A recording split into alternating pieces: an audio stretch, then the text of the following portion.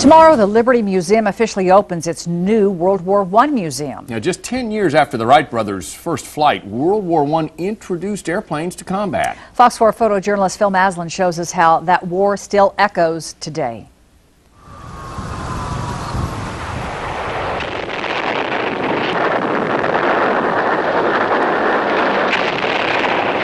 The most common thing that people remember about World War I was trench warfare. Well, the airplanes that we have here are replicas of the types of airplanes that flew in the war. You have to remember that this technology was still really in its infancy, and within a space of less than 4 years, almost all the modern axioms of war airfare were developed.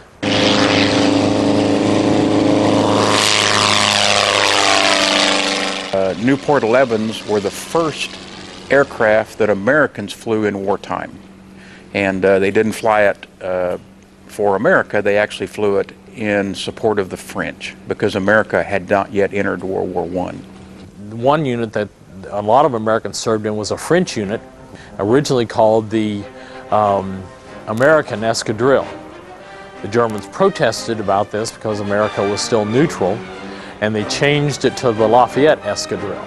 Well, in 1916, the war had already been going for 2 years, and the Germans had a plane called the Fokker E-3, which was the first plane to have a synchronized machine gun that actually shoot through the propeller while the propeller was turning. And for 3 months, they called it the Fokker Scourge.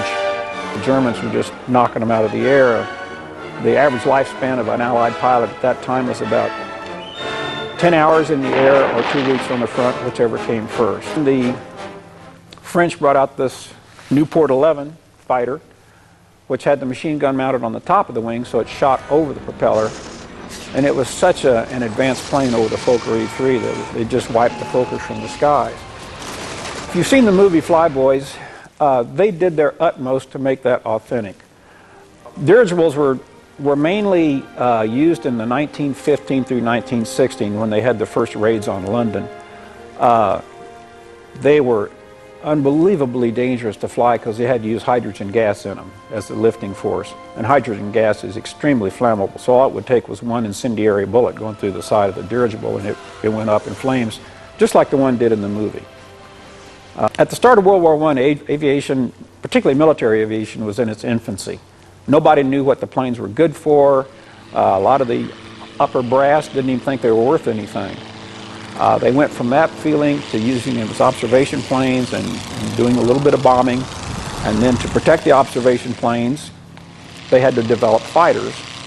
And then it just went on from there. And by the end of 1918, air power was there. It was there to stay.